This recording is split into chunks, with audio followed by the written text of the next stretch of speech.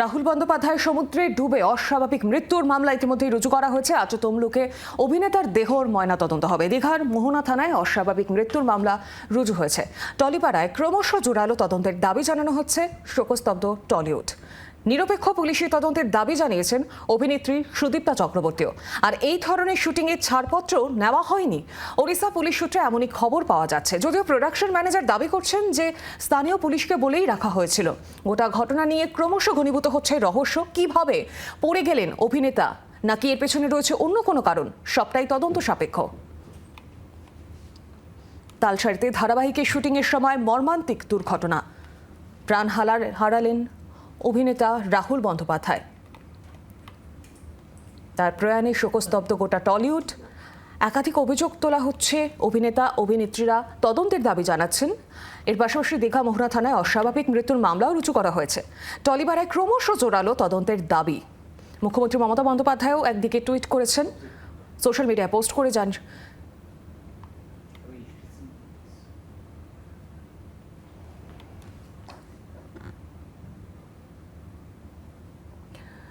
আর এই মুহূর্তে আমার সঙ্গে দুই প্রতিনিধি রয়েছেন কিরণ মান্না, পাশাপাশি রয়েছেন অয়ন ঘোষাল। আমি অয়নের কাছে আগে যাব। অয়ন, অভিনেতার এইভাবে মৃত্যু, অনেকগুলো প্রশ্ন উঠে আসছে। ঠিক কোন কোন জায়গায় খামতির ছিল, একাধিক নিরাপত্তা বিষয় নিয়েও প্রশ্ন উঠছে। তোমার থেকে বিস্তারিতভাবে জানতে চাইব। একদম নম্বর ধরে ধরে তোমার প্রশ্নের উত্তর দিচ্ছি। খটকা নম্বর 1, টলিউড ইন্ডাস্ট্রির অন্যতম বড় ব্যানারের একটা খ্যাতনামা প্রোডাকশন হাউস, তারা প্রোডাকশনের শ্যুট করছে। সেই প্রোডাকশন হাউসের প্রধান বলছেন জলের মধ্যে কোনো শুটিং শিডিউল নেই, অথচ বাকি ইউনিট জলে নেমেই শুটিং করছে। এটা কিভাবে সম্ভব? এটা হচ্ছে প্রশ্ন নম্বর 1। প্রশ্ন নম্বর 2, পেশাদার প্রযোজনা প্রতিষ্ঠান, টলিউড ইন্ডাস্ট্রিতে দীর্ঘদিনের প্রযোজনা প্রতিষ্ঠান, পশ্চিমবঙ্গের বাইরের অন্য একটি রাজ্যের একটি সমুদ্র সৈকত, যেটি রেস্ট্রিক্টেড সমুদ্র সৈকত, প্রোটেক্টেড সমুদ্র সৈকত, তারা সেখানে ড্রোন উড়িয়ে শ্যুট করছেন। তারা সেটা স্থানীয় পুলিশ বা থানাকে জানাবেন না, সেখান থেকে তারা কোনো লিখিত অনুমতি নেবেন না, অথচ আকাশে ড্রোন ওড়াবেন এবং শ্যুট করবেন। এটা কি বাস্তবোচিত? এটা কি সম্ভব? এখানে একটা বড় প্রশ্ন। তার থেকেও যেটা গুরুত্বপূর্ণ প্রশ্ন, গোটা ইউনিটটা জলে নেমে শ্যুট করছে, সেখানে কোনো প্রশিক্ষিত উদ্ধারকারী বা ডুবুরি নেই, সেখানে কোনো অ্যাম্বুলেন্স নেই, সেখানে সিপিআর দেওয়ার মতো প্রশিক্ষিত কোনো মানুষ নেই। এইভাবে প্রোডাকশন হাউস চলতে পারে? তো আবার এত বড় প্রোডাকশন হাউস, যেটা আবারও বলছি টলিউডের অন্যতম খ্যাতনামা নাম করা ডার্ক সাইটে প্রযোজনা সংস্থা। অতএব এখানে শুধু মৃত্যু নয়, মৃত্যুর আগেও একাধিক গাফিলতি নজরে এসেছে 1, এবং 2, মৃত্যুর পরে বেশ কিছু ধন্দ, বেশ কিছু ধোঁয়াশার জায়গা তৈরি হয়েছে। সেই ধোঁয়াশার জায়গার মধ্যে অন্যতম হচ্ছে টাইম লাইন। এক একজন এক এক রকম কথা বলছেন, তারা এক একটা সিচুয়েশনকে প্রিজিউম করছেন। কেউ বলছেন শুটিং প্যাক আপ হয়ে গেল, কিছু কিছু অভিনেতা কলাকুশলী তারা হোটেলে ফিরলেন। ভাস্কর নামের এক অভিনেতা, তিনি গাড়িতে করে কলকাতায় রওনা হলেন, এবং তার মধ্যেই রাহুল একাই চলে গেলেন সমুদ্রের ধারে। রাহুলের সহ অভিনেত্রী বলছেন না, বিষয়টা সেরকম নয়। একই সঙ্গে শ্যুট চলছে, নৌকার মধ্যে শ্যুট চলছে, সমুদ্রের ওপর শ্যুট চলছে। সেই অবস্থায় জোয়ারের ঢেউয়ের ধাক্কায় টালমাটাল হয়ে গেল নৌকা, দুজনেই পড়ে গেলেন। একেবারে তুমি সঙ্গে থাকো। এই জায়গা থেকে তুমি যেমন প্রশ্ন তুলছো, এরকমই আমরা একটু শুনে নিই রাহুলের সঙ্গে সেই সময় যে সহ অভিনেত্রী ছিলেন তিনি কি বলছেন। এর পাশাপাশি প্রোডাকশন ম্যানেজার, তার কি বক্তব্য।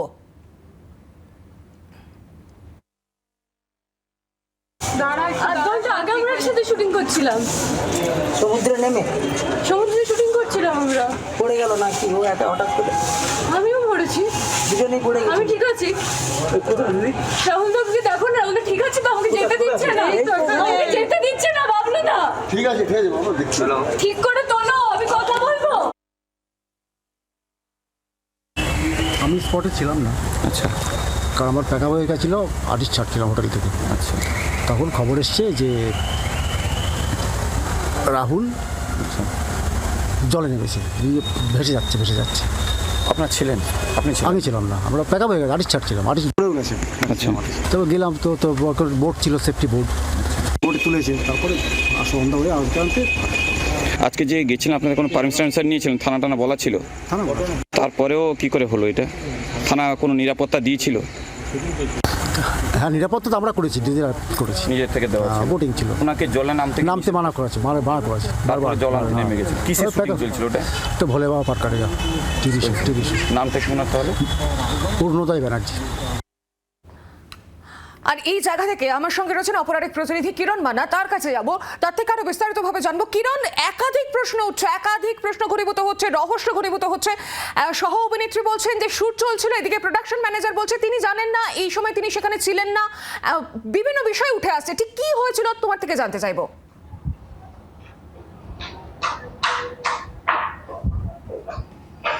দেখো, গতকাল পর্যন্ত পুলিশের কাছ থেকে যে তথ্য আমরা পেয়েছিলাম যে পুলিশকে সেভাবে কোনো ইনফরমেশন দেওয়া হয়েছিল না। যখন তলিয়ে গেলেন তখন পুলিশকে বলা হলো, পুলিশ এসে সেফটি বোর্ড নিয়ে খুঁজে তার সঙ্গে যারা সহযোগী ছিলেন, যারা প্রোডাকশনের লোকজন ছিলেন, তারাও আঙুল দিয়ে দেখাতে থাকেন এই জায়গায় ভেসে গেছেন রাহুল। তারপর উদ্ধার করা হয়। যখন উদ্ধার করা হয় তখন ঘন্টাখানেক কেটে গেছে। কিন্তু সঙ্গতি এখানে দেখা দিচ্ছে যে রাহুলের শুটিং চলছিল ভোলে বাবা পার করেগা। সেই শুটিং হাত ধরে যখন সহ অভিনেত্রীর সঙ্গে সমুদ্রের দিকে হাঁটতে হাঁটতে যাচ্ছিলেন, তখন কিছুটা যাওয়ার পর তার শুটিং শেষ হয়ে যায়, শুটিং এর কাজ শেষ হয়ে যায়। তারপর রাহুলকে নাকি ফিরে আসতে বলা হয়। তখন রাহুল কথা না শুনে সমুদ্রের আগের দিকে এগিয়ে যাচ্ছিলেন, আর যেতে যেতেই তিনি নাকি হুঁচট খেয়ে পড়ে যান। পড়ে গিয়ে তারপর সমুদ্রের ঢেউ এসে তাকে টেনে নিয়ে যায়, এমনটাই বলা হচ্ছে যারা প্রোডাকশন ম্যানেজার বা যারা দায়িত্বে ছিলেন। পুলিশকে এভাবে জানানো হয়েছে, কিন্তু পুলিশের কাছে প্রাথমিকভাবে কেন বোট থেকে পড়ে গেছিল বলা হয়েছিল সেটা নিয়ে দ্বন্দ্ব রয়েছে। কিরণ, এখান থেকে আরো একটা আজকে প্রশ্ন উঠে আসছে, তুমি যেমনটা বলছিলেন যে তিনি হোঁচট খেয়ে বোট থেকে পড়ে গিয়েছেন, তো সেই সময় কি কোনো ডুবুরি বা উদ্ধারকারী দল ছিল না? এত বড় একটা নামজাদা প্রোডাকশন হাউসের এই শুটিং, সেখানে কোনো আগে থেকে নিরাপত্তা ব্যবস্থা বা তৎপরতা দেখা যায়নি?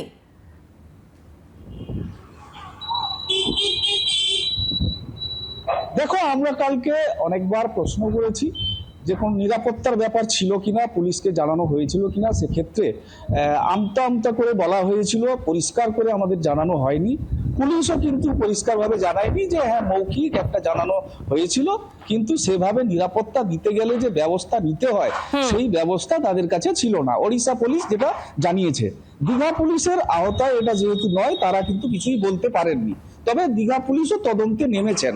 তবে ভৌগোলিক একটা কারণ বলি, যেখানকার ইনসিডেন্ট সেই ভৌগোলিক তালসারি যে সমুদ্র তট, সেই সমুদ্র তট কিন্তু সেখানকার সমুদ্রের জল যথেষ্ট কারেন্ট রয়েছে, সেখানে ঘূর্ণিপাক থাকে, সেখানে পর্যটকদের নামতে দেওয়া হয় না, সেখানে নুলিয়া ছিলেন প্রচুর মানুষ, যেহেতু শুটিং দেখার জন্য ভিড় করেছিলেন, সেখানে পর্যাপ্ত পুলিশ কিন্তু ছিল না, বা ওড়িশা পুলিশকে সেভাবে চাওয়া হয়নি।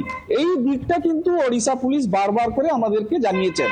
তবে এই ঘটনার পরিপ্রেক্ষিতে হাঁটু জলে ছিলেন প্রত্যেকেই, সেখানে স্থানীয় যারা আছেন তারা কিন্তু ব্যক্ত করেছেন যে হাঁটু জলে ছিলেন। হঠাৎ করে তারপর বোট এলো, বোটে কি হলো তারা কিন্তু জানেন না। অনেক ভিড় ছিল, তবে সেই ভিড়ের মাঝখানে কাউকে যদি খুঁজে পাওয়া যায়, এইভাবে তদন্ত শুরু হয়েছে। পোস্টমর্টমের পর তদন্ত আরো জোরদার করা হবে বেঙ্গল পুলিশের পক্ষ থেকে, এমনটা আমরা জানতে পেরেছি। একেবারে কিরণ, ধন্যবাদ তোমাকে। পাশাপাশি অয়ন ঘোষাল ছিলেন আমাদের সঙ্গে। অয়ন, তোমাকেও ধন্যবাদ। বাংলার আওয়াজ, বাঙালির আবেগ, জি 24 ঘন্টা।